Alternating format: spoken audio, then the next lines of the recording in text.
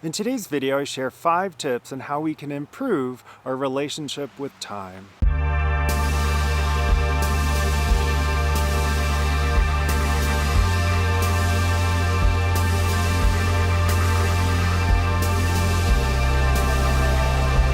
Hey guys, what is up? Welcome back to my channel. In case you're new here, my name is Mike and I'm a Kung Fu and Tai Chi teacher based out of Boulder, Colorado.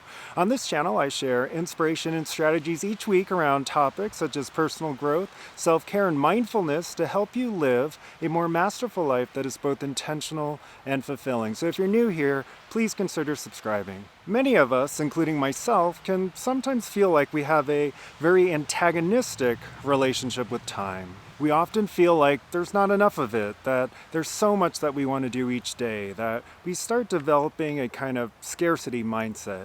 It can feel like time is always going by too fast, that we're always behind on whatever projects we're working on, or that we don't have the time to properly take care of ourselves or to exercise. It can also feel like we don't have enough time to spend with our friends or family. Of course, this scarcity mindset doesn't really serve us in the long run. It can feel like we're always behind the 8 ball or playing catch up in life. We can start to feel drained, and if it goes on for too long, we can begin to feel resentful or even burnt out. In this human experience, however, time is a limited resource. There's a finite amount of it that we have available to us each and every day. Additionally, our lifespan is limited. We all know that we will eventually die and that we can't with any real certainty know how long we will be alive. And so time is precious. It's useful for us to remind ourselves that we must make the most of our limited time. And while our time is limited and it can feel like it's passing really quickly, that doesn't mean we have to view it from a perspective of lack or scarcity.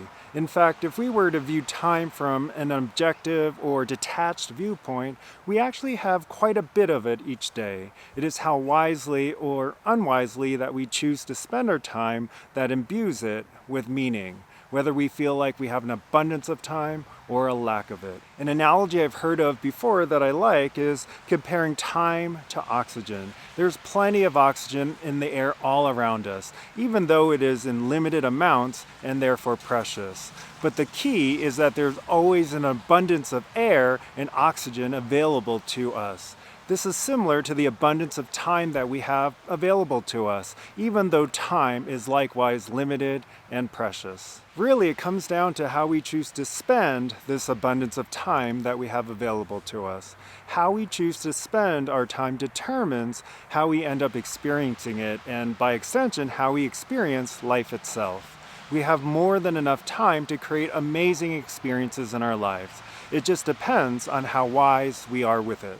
Here are 5 tips that can help you develop a better relationship with time. My first tip is to have gratitude for the time you have. If you're watching this video, there must be a part of you that sees life as a gift, and you want to learn how to maximize your life to its highest potential. Yes, there are definitely times of hardship and struggle, but you also have the opportunity to create things, have meaningful relationships, and feel all the feels. You get to interact with the world and discover more about yourself and who you really are. So instead of focusing on how little time you think you have, try to come from a place of gratitude and appreciation for the time that you do have while in this bodily form. My second tip is to live intentionally. If the time we have on this earth is a gift, we don't want to waste it. So choosing intentionally what we do with our time automatically imbues it with meaning and purpose. Being intentional with our time doesn't necessarily mean working all the time. Life is meant to be enjoyed. If working all the time brings you joy, then so be it. Intentional living is ultimately about doing things that will be loving to yourself. Maybe for you, it includes things like working out, meditating, or hanging out with friends. The key is to intentionally choose and create experiences that bring us joy. My third tip is to be clear about your priorities. Many of us try to do too many things where our energy is scattered. This leads us to not doing any one thing well and can often lead to burnout. We often use time as an excuse as to why we can't do something. But in reality, it's coming to terms that time is finite and we need to prioritize what is for our highest good. Only you ultimately know what that is for you. But it's important to become honest with yourself about where your priorities are and always try to act in alignment with those priorities. You'll be much more effective in growing and progressing in ways that are meaningful to you when your energy and attention are focused. This includes what I've mentioned in many of my previous videos about creating safe containers. You must protect your time, energy, and attention so that you have the bandwidth to actually be able to focus on your priorities. This may, for example, mean foregoing a party on a Friday night because you made a commitment to yourself to go work out that evening. And if you feel going to the party is actually more in alignment with your soul's purpose, then you have to be honest to yourself about what your priorities actually are. This clarity will help you to become more efficient with your time. My fourth tip is to live more in the present moment. For many people, this means slowing down and perhaps committing to practicing a mind-body exercise like meditation, kung fu, or tai chi. Some of us pack our days with jumping from one activity to another, so much so that we can begin to start going through the motions of life rather than really living it.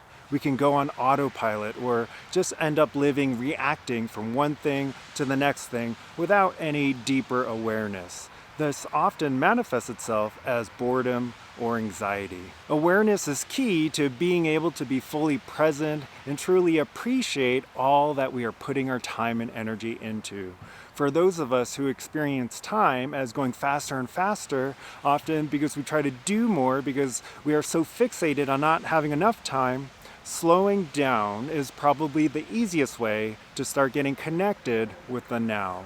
This invites us to be more mindful of how we truly wish to experience life and can actually allow us to be more productive and more creative because our actions can be in greater alignment with the highest vision we have for ourselves. My fifth and final tip is one I've only just recently mentioned in a previous video, but I wanted to repeat it here because it's directly relevant, and that is to imagine how you'd want to spend your days if you only had a year left to live.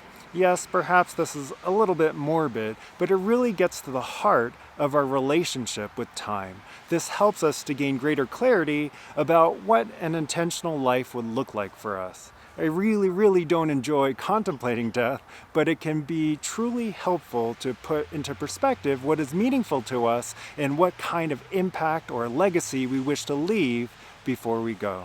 All of these 5 tips ultimately emphasize learning to live in the present moment. This is how we master our relationship with time.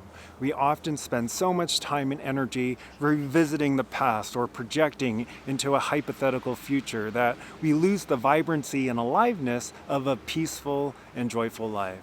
I know I do, but I also know that if anything, this is the lesson we're here to learn in this lifetime. Life only truly exists in the present moment. Everything else is an illusion. Hey, thanks for watching this video. Leave me a comment down below letting me know what your relationship with time is. Do any of these tips resonate with you? And please give this video a thumbs up if you found it helpful. Don't forget to subscribe if you're new and would like to receive inspiration and strategies like this each week. Have a wonderful day, and I'll see you in the next one.